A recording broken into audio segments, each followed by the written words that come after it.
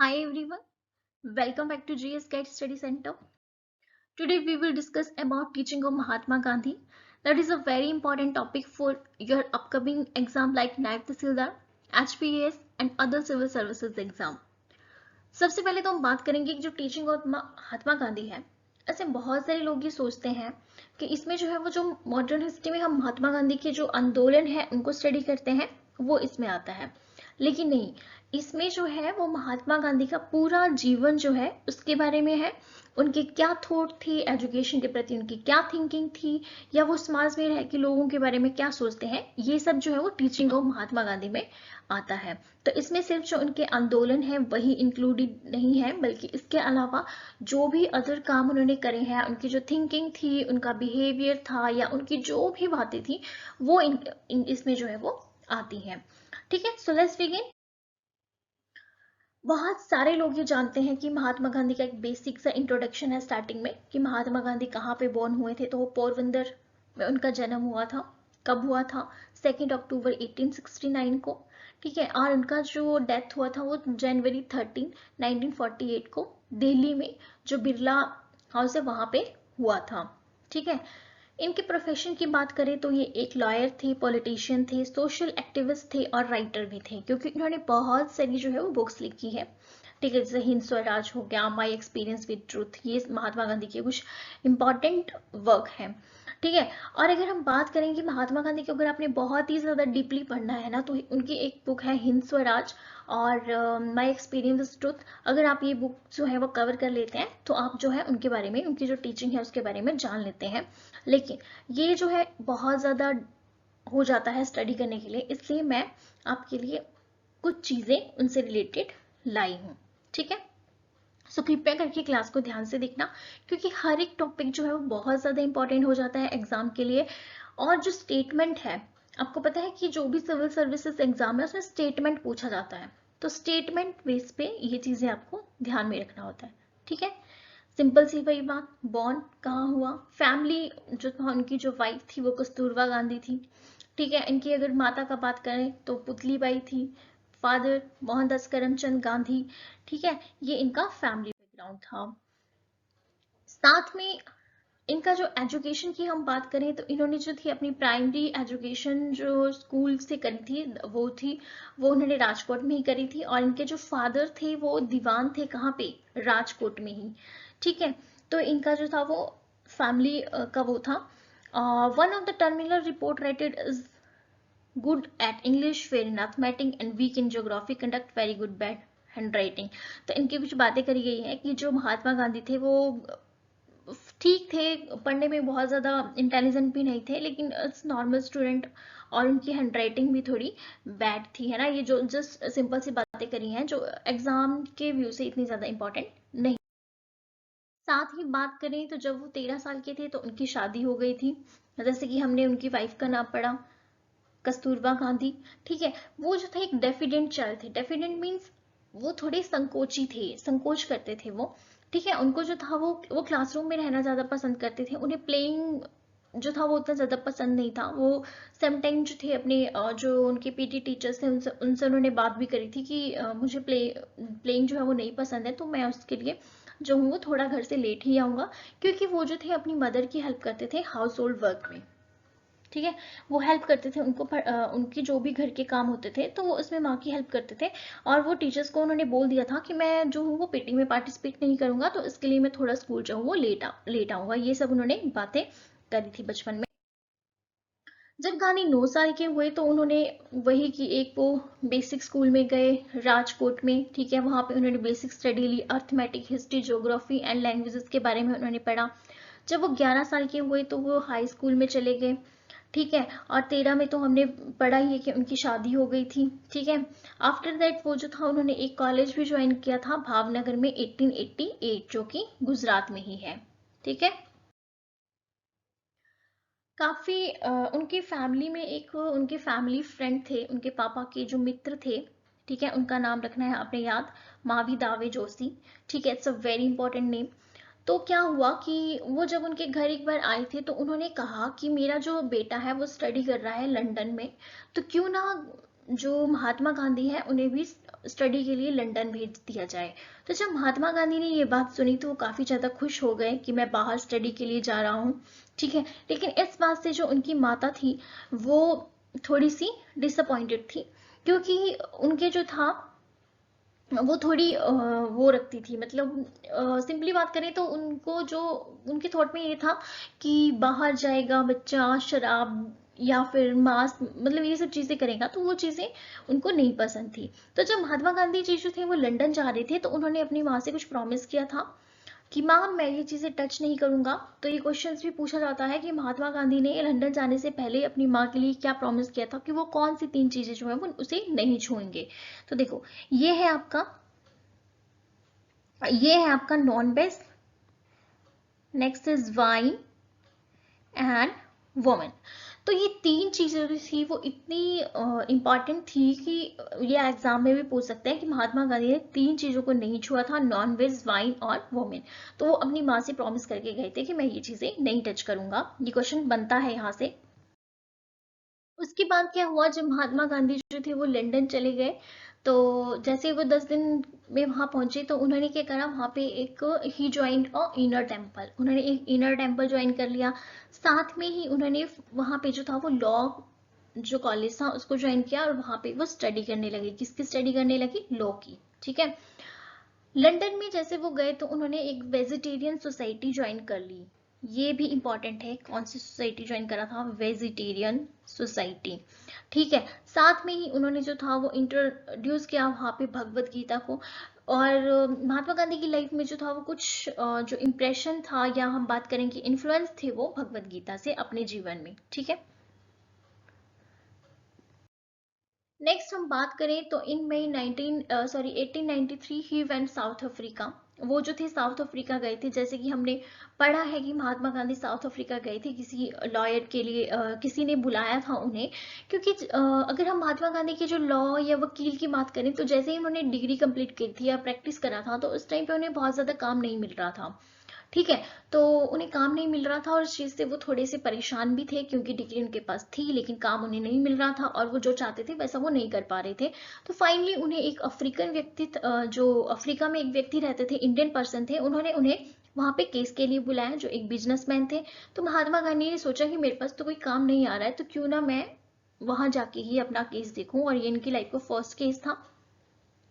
तो वो अफ्रीका चली गई। जैसे ही वो अफ्रीका गए तो उन्होंने बहुत सारे डिस्क्रिमिनेशंस देखे कि अंग्रेजों से वो कैसे लोगों के साथ व्यवहार कर रहे हैं, स्पेशली इंडियन और जो अफ्रीकन थे उनके साथ कैसा व्यवहार कर रहे थे। जैसे कि हमने जुलू के बारे में पढ़ा है, जो उनकी अफ्रीका की बहुत फेमस जाति थी, उनके साथ बहुत ज्यादा डिस्क्रिमिनेशन करा था, और महात्मा गांधी भी जो थे वो उनके साथ आगे थे बाद में, ये सब बातें।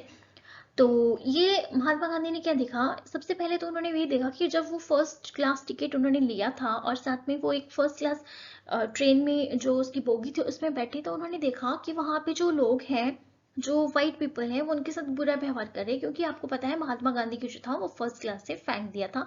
फिर महात्मा गांधी ने कहा था कि मेरे पास जो है वो टिकट है, लेकिन उसके बावजूद भी उन्हें वहां पे अलाउ नहीं किया था। इस इंसिडेंट ने जो था वो महात्मा गांधी को बहुत ज्यादा इफेक्ट किया, और उन्होंने उस टाइम पे ही ठान ली कि मैं जो हूँ वो प्रोटेस्ट करूंगा, या इसके बारे में, मतलब इसके बारे में मैं काम करूंगा, ठीक है। इन 1915 में क्या हुआ, महात्मा गांधी जो थे वो इंडिया आ गए परमानेंटली, ठीक है। वहां पे इन्होंने जो था वो इंडियन नेशनल कांग्रेस ज्वाइन कर ली। अब मुझे बच्चे जो है कमेंट करेंगे जो इंडियन नेशनल कांग्रेस थी ये कब बनी थी, ठीक है, इंपॉर्टेंट है, ठीक है। और ये जो था वो गोपाल कृष्ण गोखले जो थे इनके मेंटर थे, इनके इन्फ्लुएंस में आ गए, ये इनके साथ रहे, मतलब इनको अगर महात्मा गांधी के गुरु की बात करे जाए तो दैट इज गोपाल कृष्ण गोखले। ये क्वेश्चन भी एग्जाम में पूछा जाता है, ठीक है। गांधी जी का जो फर्स्ट एक अचीवमेंट हिमाचल सॉरी इंडिया में उन्हें मिली वो ये थी कि 1918 में when he led the Champaran and Kheda against Bihar and Gujarat. जब उन्होंने चंपारण जो था बिहार में और खेड़ा जो था वो गुजरात में करा, तो इससे उन्हें थोड़ी लीड मिल गई। उन्होंने जो था नॉन कॉपरेशन मूवमेंट चलाया, सिविल ओबीडियंस मूवमेंट चलाया, Swaraj quite Indian movement against the British, ये सारे मूवमेंट उन्होंने चलाए, जिससे कि फ्रीडम में, इंडियन फ्रीडम में जो था वो बहुत ज्यादा हेल्प करी थी, ठीक है। गांधी की अगर मेथड की बात करें, जो उनका अंग्रेजों से डील करने की विधि थी, वो स्पेशली नॉन वायलेंस एक्शन पर उन्होंने काम करा। सत्याग्रह को वो अपनाते थे। ठीक है, उनका वही बात, मतलब उनको वो ट्रुथ और जो नॉन वायलेंस थे, इनके दो इंपॉर्टेंट प्रिंसिपल थे। ये बिल्कुल आपको ध्यान में रखना है कि महात्मा गांधी की अगर प्रिंसिपल की बात करें तो इनके टू प्रिंसिपल्स मेन हो जाते हैं। The first one is true and the second one is non violence, मतलब सत्य और अहिंसा। ये इनके टू मेजर प्रिंसिपल थे।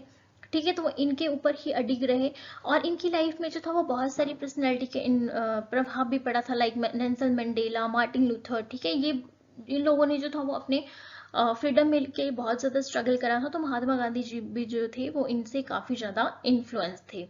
ठीक है, आगे हम बात करें तो महात्मा गांधी के लिटरेरी वर्क जो बहुत ज्यादा इंपॉर्टेंट हो जाते हैं, क्योंकि समटाइम बुक्स के नाम दिए जाते हैं और पूछा जाता है कि इसके ऑथर कौन है। तो देखो, हिंद स्वराज पब्लिश इन गुजरात इन 1909। तो अगर बात करें कि महात्मा गांधी का जो हिंद स्वराज था वो गुजराती में लिखा गया, उनका फर्स्ट एक बुक थी। ठीक है, उन्होंने पब्लिश करा था। साथ में ही उन्होंने जो था वो he added several newspaper which include Harizan in Gujarati, in Hindi, and in the English। और साथ में उन्होंने बहुत सारे न्यूज़पेपर भी जो थे वो इंट्रोड्यूस करे थे, जिसमें कि हरिजन जो गुजराती, हिंदी और इंग्लिश में था। ठीक है, और Indian Opinion, Young India in English and Navjivan a Gujarat monthly. अब जो है देखो, इंडियन ओपिनियन और यंग इंडिया, इसमें बच्चे बहुत ज्यादा कंफ्यूज हो जाते हैं। अब कंफ्यूज कहाँ होते हैं, देखो, इंडियन ओपिनियन और यंग इंडिया की बात करें तो समटाइम ये पूछा जाता है कि जब महात्मा गांधी का जो फर्स्ट न्यूज़पेपर था या फर्स्ट उन्होंने जो मंथली चलाया था वो क्या था। तो महात्मा गांधी का जो फर्स्ट अगर हम बात करें तो वो आ जाता है आपका इंडियन ओपिनियन।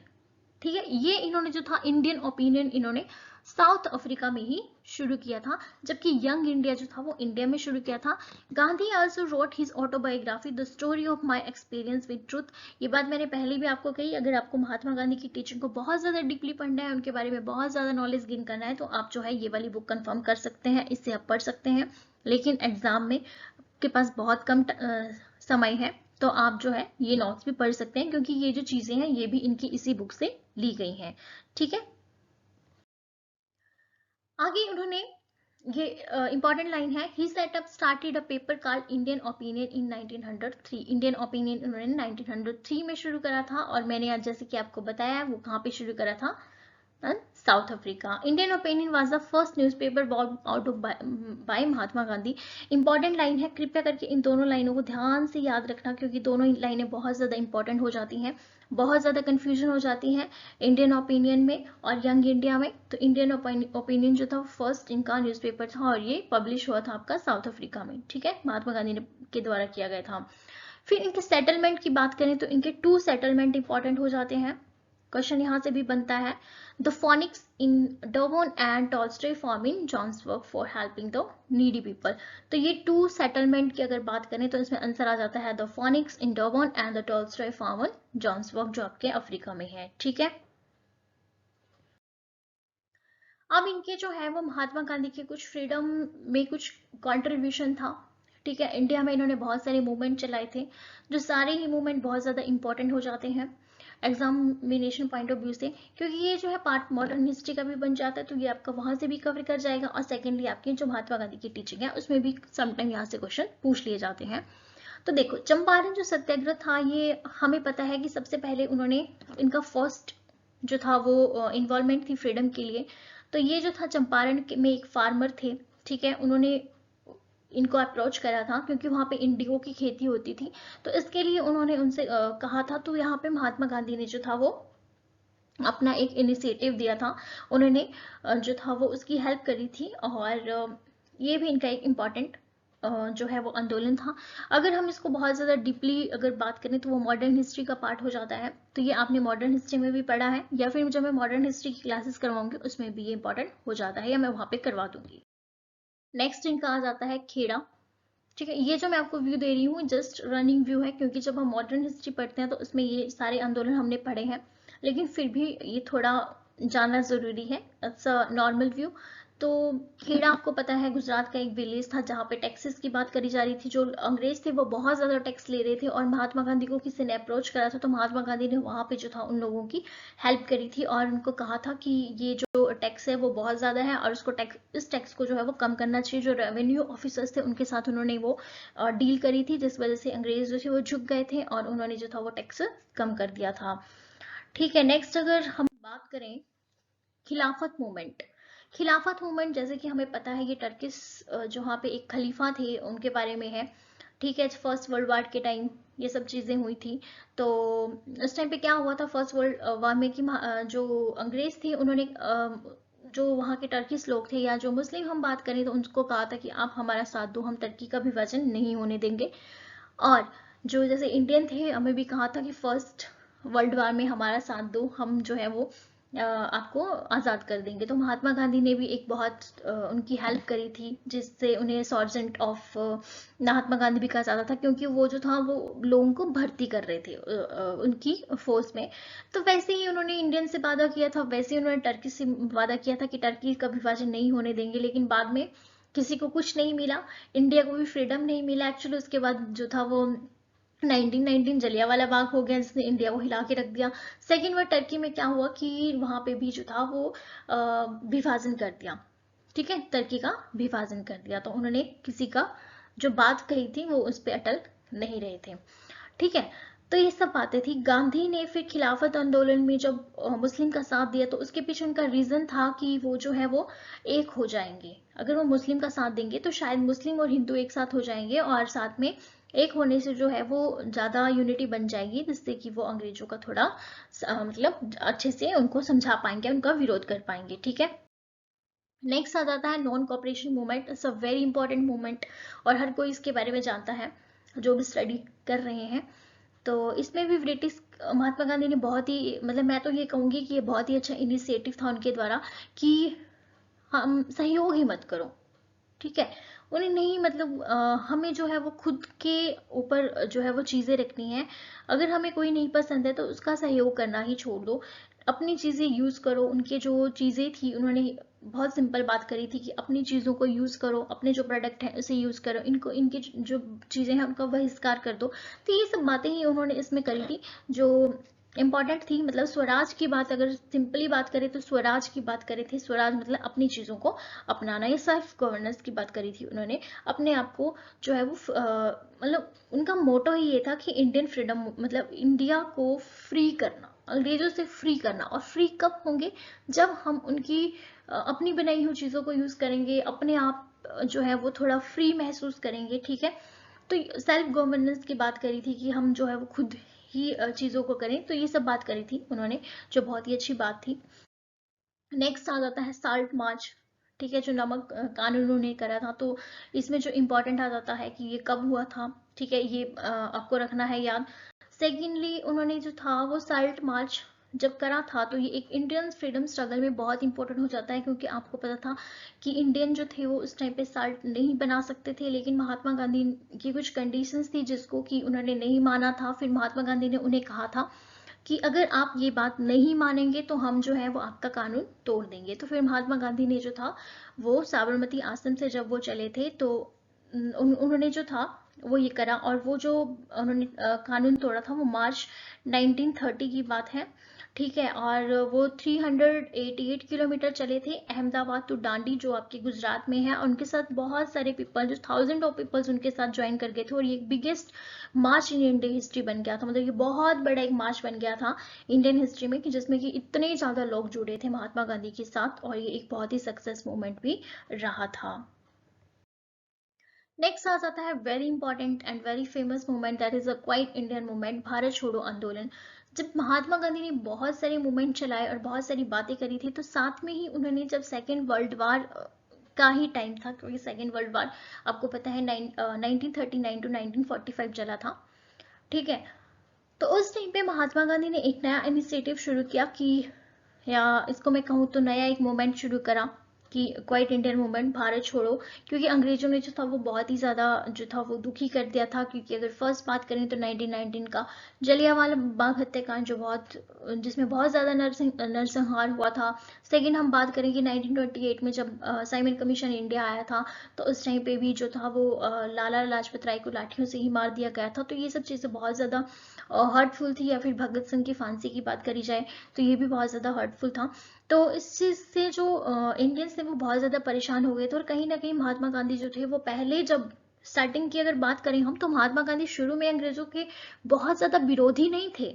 वो इसलिए विरोधी नहीं थे क्योंकि वो वहां पे पढ़े थे और उन्हें लगता कि इतने बुरे नहीं है। लेकिन बाद में जब उन्होंने जाना, अफ्रीका में जाना, फिर वो उन्होंने इंडिया में जाना, तो फिर उन्हें पता चला कि जो अंग्रेज हैं ये किसी के सगे नहीं है। तो फिर उन्होंने फाइनली जो था वो बहुत सारे मूवमेंट के बाद क्वाइट इंडियन मूवमेंट चलाया कि अब बहुत हो चुका है, आप हमारी कंट्री छोड़ के जो है वो चले जाओ।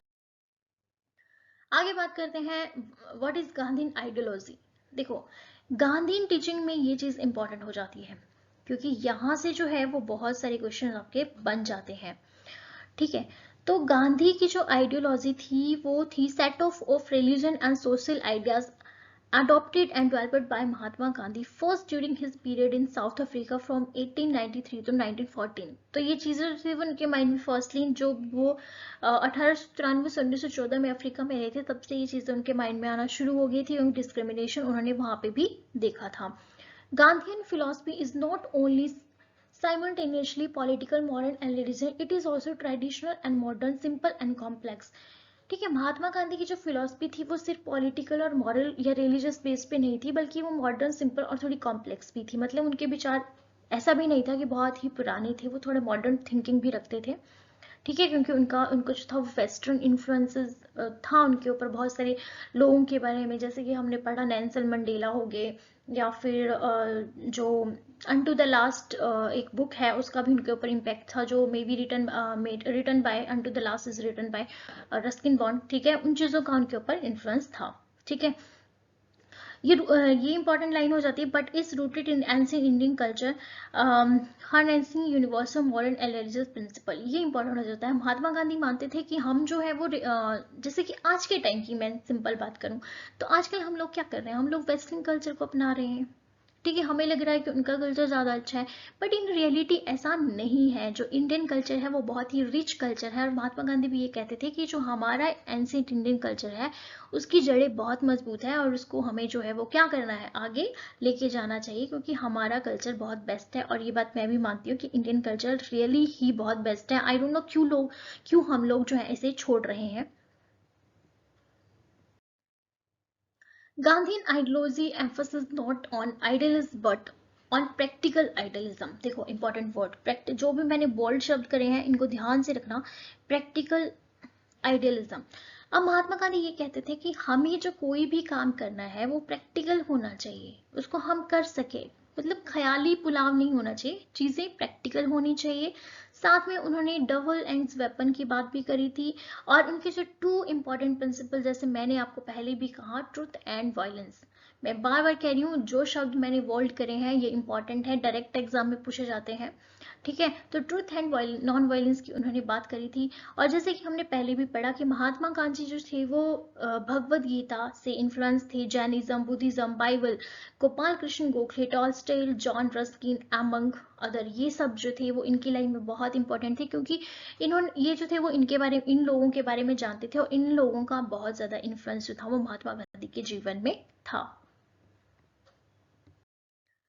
आगे उनकी बात करें, Tolstoy's book the kingdom of God is within you had a deep influence of Mahatma Gandhi. अगर टॉलस्टॉय की बात की जाए तो the kingdom of God is within you important है, उनकी बुक है। सेकंड, जैसे कि मैंने कहा, रस्किन अनटू दिस लास्ट। ठीक है, और एज सर्वोदय, ये रस्किन के बुक से इनसे इनसे जो अनटू दिस लास्ट था, इसका बहुत ज्यादा इम्पैक्ट जो था वो महात्मा गांधी के जीवन में पड़ा था। और सर्वोदय, सर्वोदय की बात करें तो सर्वोदय शब्द जो है वो महात्मा गांधी से बहुत जुड़ा हुआ है, क्योंकि इसके बारे में हम आगे डिटेल में पढ़ेंगे। ठीक है, मैं वहां पे बताऊंगी।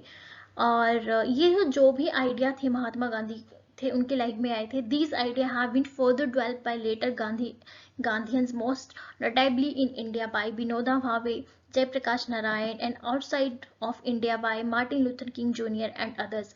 तो ऐसे ही जो आइडियाज थे वो इंडिया की जैसे अदर इन्फ्लुएंसर थे या अदर जो पॉलिटिशियन थे जैसे विनोबा भावे हो गए, जयप्रकाश नारायण हो गए, और इंडिया से बाहर मार्टिन लूथर किंग जूनियर की अगर हम बात करें तो ये लोग भी जो थे इनसे काफी ज्यादा इन्फ्लुएंस रहे थे। इंपॉर्टेंट आ जाता है आपका satyagraha. Gandhi ji is called his overall method of non violence action satyagraha. It means the exercise of the purest soul force against in injustice, operations and exploitations. Satyagraha को महात्मा गांधी ने बहुत ही अच्छी तरह से डिफाइन करा था। सत्याग्रह, सत्य, ठीक है, मतलब सच्चाई की उन्होंने बात करी थी। उन्होंने ये कहा था कि हमें नॉन वायलेंस मतलब अहिंसा नहीं करनी है, हमें सच का साथ देना है, ठीक है, हमें किसी के साथ मतलब अन्याय नहीं करना है। तो ये सब बातें उन्होंने कही थी। सच का साथ देना है किसके अगेंस्ट, जो भी एक्सप्लॉयटेशंस होता है, ठीक है, इन चीजों को हमने जो है वो अपने जीवन में हावी नहीं होने देना है, हमें हमेशा सच का साथ देना है। It is a method of securing right by person suffering and not inflicting injury of other, मतलब हमें किसी दूसरे को नुकसान नहीं पहुंचाना है, ठीक है। Satyagraha can be found in the Upanishad and the teaching of Buddha's, Mahavira and number of other great including Tolstoy and Ruskin. देखो यहाँ पे इंपॉर्टेंट हो जाता है कि जो सत्याग्रह वर्ड था, ठीक है, वो महात्मा गांधी के द्वारा तो फेमस था ही, ठीक है, उनको तो उन्होंने तो इस शब्द से वो बहुत जुड़े थे। लेकिन अगर बात करें तो ये शब्द जो था उपनिषद में भी है, साथ में जो महात्मा बुद्ध की टीचिंग, महावीर के जो वचन है, या फिर अगर बात करी जाए तो टॉल्स्टॉय और रस्किन, इन्होंने भी जो थी वो सत्याग्रह की बात करी थी, ठीक है। इसमें भी ये चीज जो सत्याग्रह शब्द है वो यूज करा गया था बुद्धिज्म और जैनिज्म में। आगे आ जाता है Sarvodaya. Sarvodaya is the term meaning universal uplift और प्रोग्रेस ऑफ ऑल, ठीक है। वेरी इंपॉर्टेंट लाइन कि सर्वोदय का मीनिंग क्या है, तो it's a very simple meaning, uplift, universal uplift. Uplift होता है किसी को ऊपर ले जाना, ठीक है, सभी की प्रोग्रेस करना, प्रोग्रेस टू ऑल, मतलब जितने भी लोग हैं उन सभी को जो है हमें अपलिफ्ट करना है, आगे ले जाना है। और आज भी कहीं ना कहीं ये बात इंपॉर्टेंट हो जाती है, क्योंकि आज भी बहुत सारे लोग क्या करते हैं कि आपने इस समाज में देखा होगा एक गरीब अमीर का जो भेदभाव है ये ज्यादा हो गया है, ठीक है। तो बहुत सारे लोग कुछ ऐसे भी होते हैं जो इन लोगों को बहुत ही लाइक बहुत भेदभाव करते हैं ना, तो हमें ऐसे नहीं करना है भाई, हमें सबको साथ में लेके जाना है, ठीक है, हर किसी की हेल्प करनी है। ये बात महात्मा गांधी ने भी कही थी और मैं भी कह रही हूँ कि प्लीज सभी को अपलिफ्ट करो, ठीक है। आपके आसपास अगर लोग हैं तो उन्हें जो है वो आगे लेके जाओ, या उनके पास चीजें नहीं है उन्हें चीजें प्रोवाइड करवा दो, या कुछ अगर आप किसी की हेल्प कर सकते हैं तो प्लीज उनकी हेल्प कर दीजिएगा, स्पेशली इन स्टडी, ठीक है, क्योंकि एजुकेशन बहुत ज्यादा इंपॉर्टेंट हो जाती है, ठीक है। तो महात्मा गांधी के सर्वोदय की भी यही बात थी। तो Gandhi ji as the title of his translation of John Ruskin tract of political economic unto the last. देखो यहाँ पे भी बहुत ज्यादा ये बात इंपॉर्टेंट है कि जो अनटू दिस लास्ट, जो जॉन रस्किन की जो बुक थी ये बहुत ही इंपॉर्टेंट थी महात्मा गांधी के जीवन में, क्योंकि इससे इस बुक ने इन्हें बहुत ज्यादा इन्फ्लुएंस करा था और ये शब्द भी वहीं से ही उन्होंने लिया था। नेक्स्ट बात करें स्वराज की, तो although the word swaraj mean self rule, Gandhi ji gave it the context of an integral revolution and the encompasses all sphere of life. तो महात्मा गांधी जो स्वराज की बात करें तो महात्मा गांधी कहते थे कि सेल्फ रूल, सेल्फ रूल मतलब हमें जो जिंदगी जीनी है वो अपने अकॉर्डिंग जीनी है। ऐसा नहीं है कि कोई सामने से हमें ऑर्डर दे रहा है कि तू ये कर तू वो कर, हम उसके अकॉर्डिंग चलना है। जैसे कि उस टाइम पे क्या था कि जो अंग्रेज थे, जो हिंदू थे, हमें सॉरी जो इंडियन थे, उन्हें जो था वो उनके अकॉर्डिंग ही काम करना पड़ता था, या उनके अकॉर्डिंग वो जबरदस्ती बंधुआ मजदूरी करवाते थे या उनको मारते पीटते थे, है ना। तो वो चीजें वो कहते थे कि नहीं, हमें सेल्फ रूल करना है, सेल्फ रूल करना है, सेल्फ इंडिपेंडेंट होना है, ठीक है, हर किसी को जो है वो इंडिपेंडेंट बनना है, ये उन्होंने बात करी थी। उनका जो स्वराज है वो बहुत ही इंपॉर्टेंट शब्द आ जाता है, ठीक है। उन्होंने बात करी थी कि self rule, self restaurant and could be equivalent sorry equated with मोक्ष और साल्वेशन, मतलब मोक्ष और साल्वेशन की उन्होंने बात करी थी। कि जैसे कि उन्होंने महात्मा गांधी की एक बहुत ही इंपॉर्टेंट चीज हमें देखते हैं कि महात्मा गांधी का एक बहुत ही नॉर्मल सी बात है कि, या फेमस बात करूं मैं, कि वो कहते थे कि अगर कोई एक थप्पड़ मारे तो अपना दूसरा गाल कर दो, आज के टाइम में तो ऐसा पॉसिबल नहीं है, ठीक है, लेकिन ऐसा कहा जाता था। लेकिन महात्मा गांधी क्या करते थे, आपने उनके जीवन में कुछ चीजें सीखी होगी। जैसे महात्मा गांधी क्या करते थे कि वो आंदोलन करते थे, ठीक है, वो फास्टिंग करते थे, वो मतलब अंग्रेजों को, वो सिस्टम को जानते थे, और वो ये कहते थे कि अगर मैं मतलब वायलेंस करूंगा तो पता है अगर आप किसी अंग्रेज को मारोगे तो वो आपको मारेगा, ठीक है, तो बदला तो हुआ ही नहीं। लेकिन वो जो था वो बिल्कुल कानूनी तरीके से, जैसे अपने आप को हर्ट करके, अपने आप को वो थोड़ा हर्ट करते थे, और जिससे कि अंग्रेज जो है वो झुक जाए। वो फास्टिंग एटसेट्रा जो थे वो ज़्यादा करते थे, ठीक है, वो साधारण तरीके से जो था वो मूवमेंट चलाते थे, ठीक है, उसमें कोई वायलेंस नहीं होती थी। वो बहुत आराम से उन चीज़ों को करते थे, और वो आराम से ही जो था वो कोई भी मूवमेंट चलाते थे, जिससे कि अंग्रेज जो था वो झुक जाते थे, क्योंकि अंग्रेज भी जानते थे कि ये कोई मतलब नॉन वायलेंस नहीं है। और महात्मा गांधी तो रूल्स जानते थे, क्योंकि वो एक लॉयर थे, इसलिए वो हर चीज़ जो था वो बहुत ही शांतिपूर्ण तरीके से करते थे, जिससे कि अंग्रेज जो थे उन्हें कोई मतलब सजा ना दे सके, और वो खुद ही उस पर झुक जाए, ठीक है। स्वदेशी जो वर्ड है दैट इज ड्राइव्ड संस्कृत, ठीक है, ये टू संस्कृत वर्ड से लिया गया है, that is a Sanskrit word, और जिसमें स्व मीन्स सेल्फ और ऑन, एंड देश मीन्स कंट्री, मतलब अपने देश का। स्वदेशी, यहाँ पे महात्मा गांधी ने वो बात करी थी कि अपनी जो चीजें हैं उसे अपनाओ, ठीक है, जो हमारे द्वारा बनाई गई चीजें हैं उसे अपनाओ। जैसे कि खादी की अगर बात करें तो खादी को पहनो। महात्मा गांधी को आपको पता है वो खुद ऊन काटते थे, ठीक है, उस टाइम पे उनका वो था कि खुद काम करके या खुद के प्रोडक्ट बनाओ, और जो बाहर की चीजें हैं उन्हें बहिष्कार करो। जब हम अपनी चीजें खरीदेंगे या अपनी चीजों को प्रमोट करेंगे तो उससे क्या होगा, हम ज्यादा इंडिपेंडेंट होंगे, है ना। ये सब बातें महात्मा गांधी ने उस टाइम पे करी थी। उनका स्वदेशी जो मूवमेंट था या स्वदेशी की अगर बात करें तो ये बहुत ही एक अच्छा इनिशिएटिव था उनके द्वारा किया गया, ठीक है।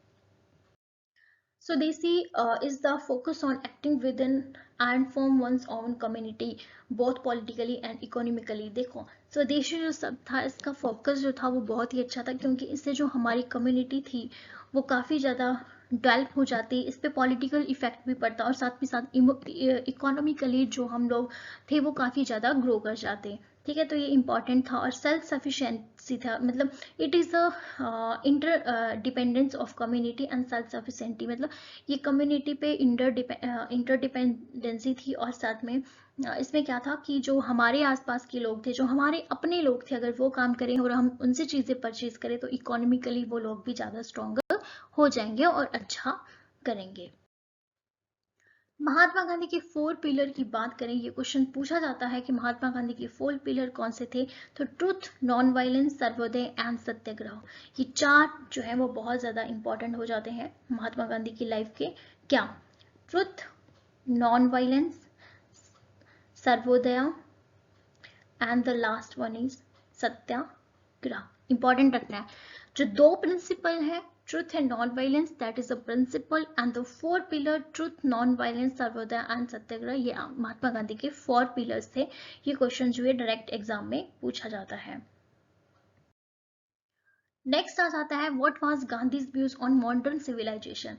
देखो, सिविलाइजेशन की बात करें तो महात्मा गांधी की सिविलाइजेशन, जो मॉडर्न सिविलाइजेशन थी, वो बहुत ज़्यादा इंपॉर्टेंट हो जाती है, क्योंकि महात्मा गांधी जो थे वो एक बहुत ही इनकी अगर बात करें तो ऐसा नहीं था कि वो मॉडर्न विचार वाले नहीं थे, वो थे। लेकिन उनका जो मानना था महात्मा गांधी का, वो ये चाहते थे कि जो इंडियन पीपल हैं, ठीक है, वो ये चाहते थे कि जो इंडियन पीपल है वो अपनी कल्चर को आगे प्रमोट करें। जो हमारा कल्चर है वो बहुत ज़्यादा रिच कल्चर है, और हम लोग जो है वो कहीं ना कहीं जो थे उस टाइम पे भी और आज तो कर ही रहे हैं कि अपने कल्चर को छोड़ रहे हैं, और जो वेस्टर्न कल्चर है उसको अपना रहे हैं, तो वो उसकी बात नहीं करते थे। जैसे कि हम बात करें, रेलवे उस टाइम पे आया था, लॉर्ड कर्जन द्वारा लाया गया था। जब रेलवे की जो था वो इंडिया पे आया, या रेल सिस्टम यहाँ पे चला, तो महात्मा गांधी इससे थोड़ा सा अपसेट थे, क्योंकि वो नहीं चाहते थे कि ये सब चीज़ें जो है वो मशीनिकली हो, मतलब वो मशीन के द्वारा किए गए काम से बहुत ज़्यादा अपसेट थे। उनका मानना था कि हमें कोई भी काम करना है वो प्रैक्टिकल करना है, खुद करना है, ठीक है। अगर हम किसी काम को खुद करते हैं तो वो ज़्यादा सही होता है, उनका ये मानना था। क्योंकि मशीनी जो भी वर्क हो रहा है वो आपको पता है आजकल के टाइम में भी जो है वो बहुत सारे लोगों के अनएम्प्लॉयमेंट की अगर बात करें तो बहुत सारी लोगों की जगह जो है वो मशीनों ने ले लिया है। कुछ जो काम घंटों में होता था वो मिनटों में हो रहा है। तो ये काम जो है वो बहुत ही शॉर्टकट वे से हो जाता है। तो महात्मा गांधी थोड़ा मैकेनिकल वर्क से थोड़ा दूर थे, वो इस चीज को नहीं प्रमोट करना चाहते थे। ठीक है। और अगर महात्मा गांधी के एजुकेशन सिस्टम की बात करें तो उसमें भी जो था वो एक बहुत ही सिंपल बात आ जाती है। बेसिक एजुकेशन, बेसिक एजुकेशन जो था वो महात्मा गांधी चाहते थे। उनकी बहुत सारी चीज़ें थी। वो चाहते थे कि कोई भी काम है उसे प्रैक्टिकली किया जाए। ठीक है, कोई भी काम हमें खुद करना चाहिए। ये सब बातें महात्मा गांधी ने कहा था। और इससे जो है वो कम्युनिटी जो है वो काफ़ी ज़्यादा इम्प्रूव होगी, लोग जो है वो स्किल्ड बनेंगे। ये सब बातें उन्होंने करी थी। जैसे कि उन्होंने बात करी थी कि हमें जो है वो लोकल जो क्राफ्ट है उसको आगे ले जाना है। जो एजुकेशन का मीडियम होना चाहिए वो मदर टंग को उन्होंने कहा था कि वो होना चाहिए, क्योंकि हमारे आसपास जो लोग रहते हैं उनको वैसे ही एनवायरनमेंट दिया जाए जिससे कि वो जल्दी सीखें।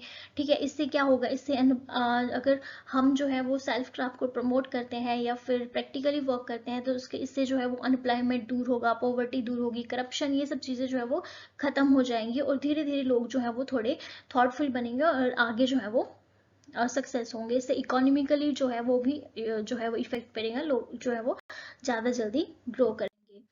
ठीक है, ये था उनके प्रिंसिपल ऑफ एजुकेशन इंक्लूड्स। उनके एजुकेशन के प्रिंसिपल की बात करें तो वही प्रिंसिपल थे उनके कि 7 to 14 ईयर की एज तक जो है वो कंपलसरी एजुकेशन होनी चाहिए हर चाइल्ड के लिए, जो आपके आर्टिकल 21A में आज भी है।